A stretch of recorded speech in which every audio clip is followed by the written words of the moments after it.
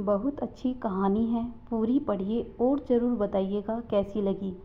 विनीशा शाम को अपने पति के लिए जूस बना रही थी, तभी उसकी छोटी बहन पूनम का फ़ोन आया। विनीशा ने जल्दी से फ़ोन रिसीव किया और कहा, मैं अभी तुम्हें ही याद कर रही थी। तुझे आम का जूस पसंद है ना, इसलिए जब भी बनाती हूँ हमेशा तेरी याद आ जाती है। पर विनीशा की बहन पूनम बिल्कुल खामोश थी। जब विनीशा ने उसकी खामोशी का कारण पूछा तो पूनम की सिसकियों की आवाज़ विनीशा के कानों में साफ सुनाई पड़ रही थी। विनीशा बहुत घबरा गई और उसने पूनम से जोर देकर पूछा कि आखिर हुआ क्या है। तब पूनम ने डरते डरते बताना शुरू किया कि अभी मेरे मोबाइल पर किसी अनजान व्यक्ति का फ़ोन आया था और वह मुझे कह रहा था कि वह मुझे जानता है और उसके पास मेरी कुछ फ़ोटोज़ हैं और अगर मैंने उसकी बातों और शर्त नहीं मानी तो वह उन फ़ोटो को इंटरनेट पर डाल देगा। तब विनीशा ने पूनम से कहा, पूनम ऐसे ही कोई गलत नंबर होगा, कोई सिरफिरा ऐसे ही तेरे मज़े ले रहा होगा, तू डर मत, कुछ नहीं होगा ऐसा वैसा। तब पूनम ने घबराते हुए कहा, दीदी मुझे उस इंसान से डर नहीं लग रहा, पर मुझे उसकी बातों से बहुत डर लग रहा है। यह कहकर पूनम रोने लगी। तभी विनीशा ने कहा, तो बताना उस इंसान ने क्या कहा तुझे। तब पूनम बोली, उसने मुझे कहा कि अब वह मेरी फ़ोटो इंटरनेट पर नहीं डाले तो मुझे उसकी सारी मांगें पूरी करनी होंगी। उसने कहा कि आज रात वह मेरे घर पर आएगा। और इतना कहते ही पूनम ज़ोर ज़ोर से रोने लगी और रोते रोते बोली, दीदी मुझे उसकी बातें सुनकर घिन आ रही है। ऐसा लग रहा है जैसे उसने मेरे साथ कुछ गलत कर दिया हो। अगर अभी वो मेरे सामने आ जाए तो मैं इसी वक्त जान से मार दूंगी।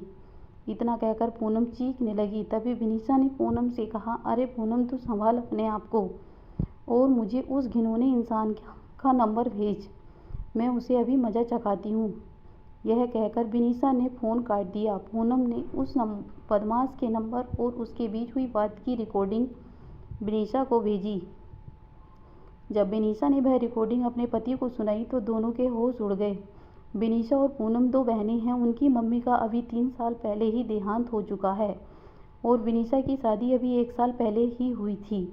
घर में बस उसके पापा और पूनम ही है। अब मोबाइल पर ऐसी धमकी भरी अश्लील बातें कोई भी बेटी अपने पिता को आसानी से नहीं बता सकती, इसलिए पूनम ने सारी बातें अपनी दीदी विनीशा को बताईं। अगले दिन ही विनीशा और उसका पति पुलिस स्टेशन पर जाकर उस इंसान के खिलाफ पुलिस कंप्लेंट करवा आए। बाद में जब पुलिस ने छानबीन की तो पता चला वह लड़का पूनम के मोहल्ले का ही निकला, जो मानसिक गंदगी से पीड़ित था।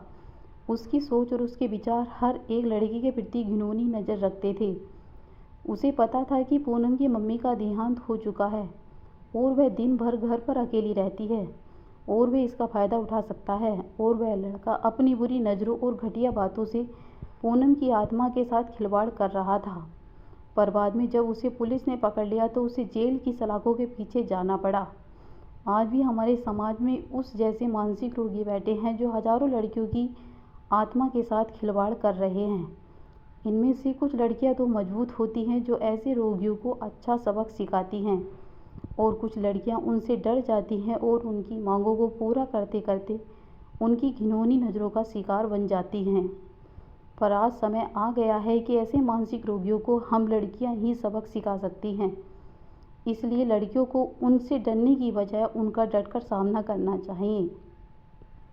अगर आपको हमारी हिंदी कहानियाँ पसंद आएँ तो ज़रूर कमेंट सेक्शन में बताइएगा। धन्यवाद।